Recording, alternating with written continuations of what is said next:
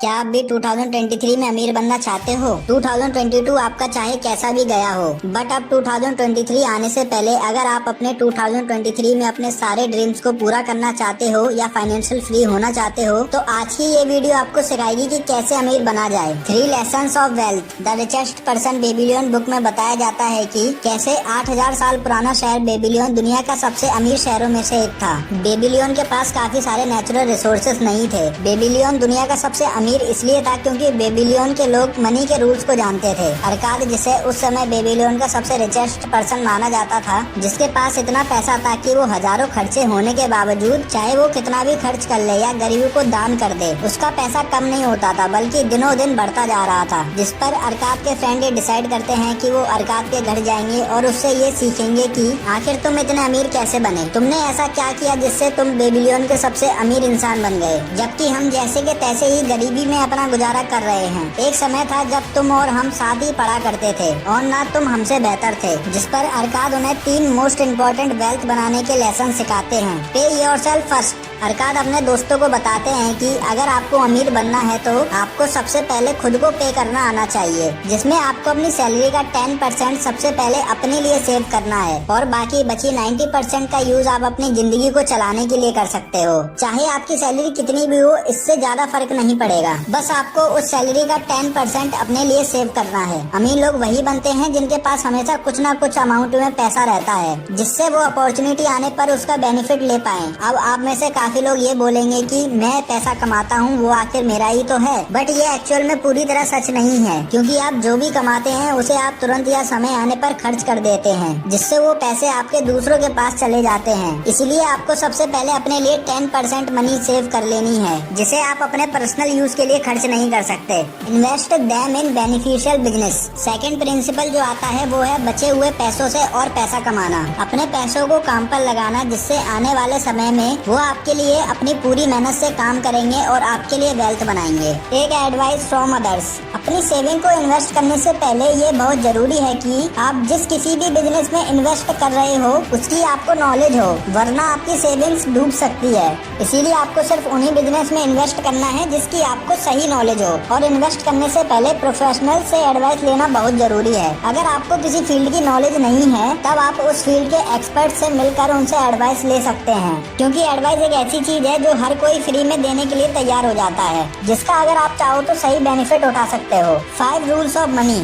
एक बार की बात है जब नुमाजीर 10 सालों के बाद अपने फादर अरकाद के घर लौटे तो उनके फादर अरकाद बहुत खुश हुए, क्योंकि अरकाद बेबीलोन के सबसे रिचेस्ट पर्सन थे और बुद्धिमान भी, जिसकी वजह से उसने अपने बेटे नुमाजीर को अपनी जायदाद देने से पहले उसका टेस्ट लेना चाहा कि एक्चुअल में उनका बेटा प्रॉपर्टी का हकदार है या नहीं, जिसके लिए वो अपने बेटे को 2 चीज देते हैं, जिसमें पहली एक गोल्ड के कॉइन से भरा एक बैग, सेकंड उनका सही इस्तेमाल के लिए वो एक पेपर पर मनी के 5 रूल्स भी देते हैं, जिसे वो अपने पैसों को समझदारी से और सही जगह यूज कर सके। जिसके बाद निमाजीर घर से निकलने के बाद निब्बे जाने का डिसाइड करता है, जहां उसके 2 नए दोस्त बनते हैं जो उसे बताते हैं कि निब्बे में एक अमीर आदमी है जिसके पास एक ऐसा हॉर्स है जो आज तक नहीं हारा है। जिस पर नुमाजीर के नए दोस्त नुमाजीर को अपने साथ उस हॉर्स पर गोल्ड लगाने के लिए मना लेते हैं, बट बाद में वो घोड़ा बुरी तरह से हारता है और नुमाजीर का लगा हुआ गोल्ड डूब जाता है। जिसके बाद में नुमाजीर को पता चलता है कि उसके पुराने दोस्त उस घोड़े के ओनर से मिले हुए थे और वो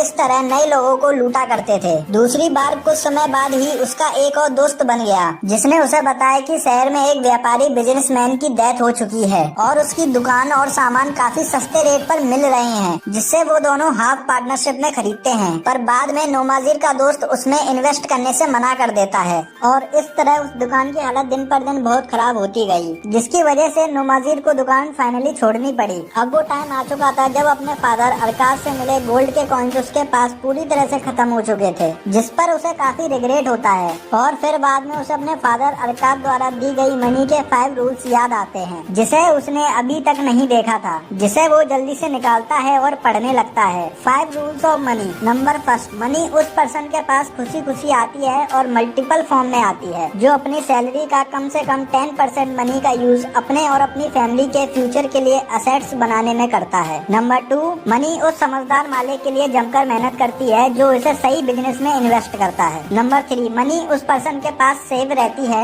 जो पर्सन इन्वेस्टमेंट सिर्फ समझदार लोगों की एडवाइस से करता है। नंबर 4, मनी उस पर्सन से दूर चली जाती है जो इसका इन्वेस्टमेंट उन बिजनेस एंड पर्पस के लिए करता है जिसके बारे में उसे नॉलेज नहीं होती या जिनमें समझदार लोग इन्वेस्ट करने से मना करते हैं। नंबर 5, मनी उस पर्सन से दूर चली जाती है जो इसके द्वारा ढेर सारे पैसे कमाना चाहता है, जिसके पढ़ने के बाद नौमजीर को इस बात का रिग्रेट हुआ कि अगर वो इन रूल्स को पहले जान लेता तो शायद वो अपने गोल्ड को बचा लेता और उसका सही इस्तेमाल करता। जिसके बाद उसे फाइनली जॉब मिलती है जिसमें उसे दीवार पर काम करने वालों गुलामों का मैनेजर बना दिया था और जब उसे सैलरी मिलती है तो वो उसमें से 10% सेव करता है, जैसा अरकत के 5 रूल्स ऑफ मनी में बताया गया था। जिसके कुछ सालों बाद नौमजीर की गुलामों के मालिक से दोस्ती हो जाती है। गुलामों का मालिक नौमजीर से एक दिन कहता है कि शहर की दीवार अगले 1 साल में बनकर तैयार हो जाएगी, जिस पर लगाने के लिए बड़े बड़े मेटल्स के दरवाजे की जरूरत पड़ेगी। अभी राजा ने इस बारे में कुछ सोचा नहीं था, तो मेरा ये प्लान है कि हम लोग अपना पैसा इकट्ठा करके दूर शहर से इनफ क्वालिटी में मेटल को खरीद लेंगे, जिसमें इन्वेस्ट करने के लिए नौमजीर खुशी खुशी राजी हो जाता है और जिससे उसे बाद में अच्छा प्रॉफिट भी होता है। ऐसे ही कुछ समय बाद समझदार लोगों के साथ रहने से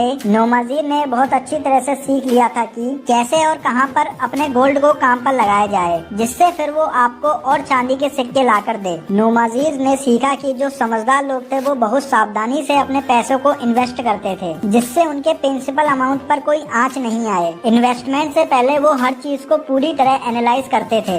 3 walls of Babylon. Babylon history का सबसे अमीर शहरों में से एक था। बेबीलोन के पास बहुत सारा खजाना था, जिसे सेफ रखने के लिए बेबीलोन शहर को एक बहुत बड़ी बाउंड्री से कवर किया था, जिसे कोई पार नहीं कर पाया था, जिसकी वजह से बेबीलोन का खजाना लुटेरे और दूसरे शहरों से सेफ रहा। और यही एक वजह और है जिसकी वजह से बेबीलोन सबसे अमीर शहरों में से एक था। और आप भी इस प्रिंसिपल को अपनी वेल्थ को सेव करने के लिए कर सकते हो, जिससे बुरे वक्त में आपकी वेल्थ पर कोई आंच नहीं आ पाए और आपकी फैमिली सेफ एंड सुरक्षित रहे। आज हम बीमे, सेविंग अकाउंट, इनक्रिएबल इन्वेस्टमेंट जैसी दीवारों से अपने आप को बुरे वक्त और परेशानियों से बचा सकते हैं, जो किसी भी समय और दरवाजे से अंदर आ सकती हैं और किसी भी घर पर हमला कर सकती हैं। तो इसलिए हमें भी ऐसी वॉल्स को मिस जगहों में इन्वेस्ट करना चाहिए जो हमें बाद में बचा सके। Quote living without enough safety not having wisdom meets the goldness of fortune. एक बार की बात है जब अरकाद बेबीलोन के लोगों के साथ किस्मत के ऊपर डिस्कशन कर रहे थे, जिसमें कुछ लोगों ने कहा कि किस्मत वो होती है जिसमें लोगों को बिना कुछ किए धीरे धीरे सारी दौलत मिल जाती है और वो पूरी तरह से बदल जाते हैं। जिस पर अरकाद कहते हैं कि मैं बेबीलोन में ऐसे बहुत सारे लोगों को जानता हूँ जिन्हें दौलत विरासत में मिलने की वजह से वो उसका सही इस्तेमाल नहीं करते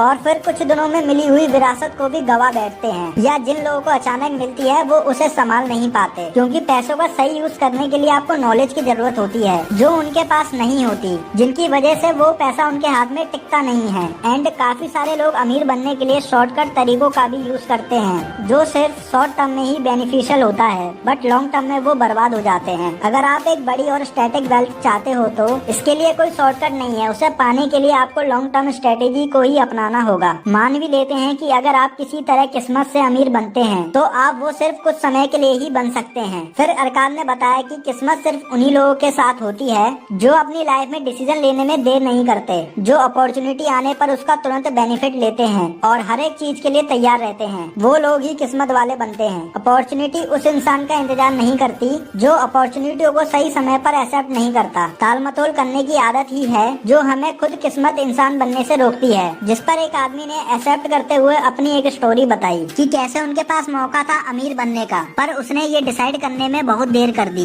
कि वो इसमें इन्वेस्ट करे या ना करे। वो समझ नहीं पा रहा था कि क्या करे, जिसकी वजह से उसने इस काम को तब तक प्रोक्रास्टिनेट किया जब तक उसके हाथ से ये अपॉर्चुनिटी निकल नहीं गई, जिसका उसे आज भी पछतावा है। उसके बाद एक और बिजनेसमैन बात को आगे बढ़ाते हुए कहते हैं कि मैं जानवरों का डीलर हूँ, खास तौर से घोड़ों और बकरियों का। मेरे सामने भी अपॉर्चुनिटी तब आई जब मैं बिल्कुल भी तैयार नहीं था और ना ही मुझे कोई उम्मीद थी।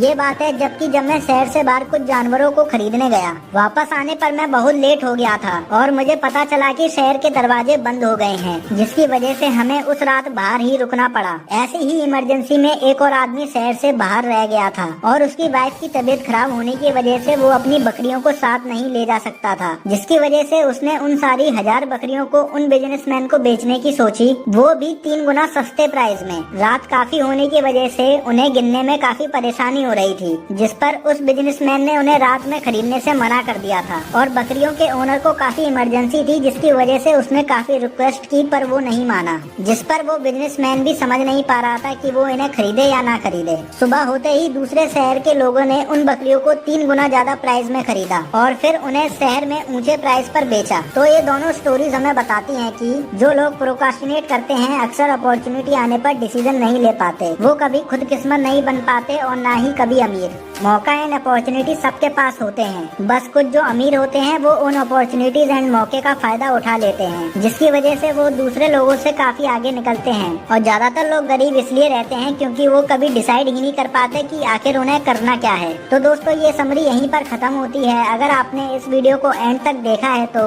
2023 शुरू करने से पहले आप भी अरकाद द्वारा बताए गए 5 रूल से आप अपने लिए वेल्थ बना सकते हो। तो दोस्तों आज की इस वीडियो में हमने the richest man in Babylon की समरी को डिस्कस किया है। अगर आपको वीडियो पसंद आई हो तो प्लीज वीडियो को लाइक और चैनल को सब्सक्राइब जरूर से कर देना और कमेंट करके जरूर बताना कि आपको सबसे अच्छा पॉइंट कौन सा लगा। तो मिलता हूँ मैं आपसे नेक्स्ट वीडियो।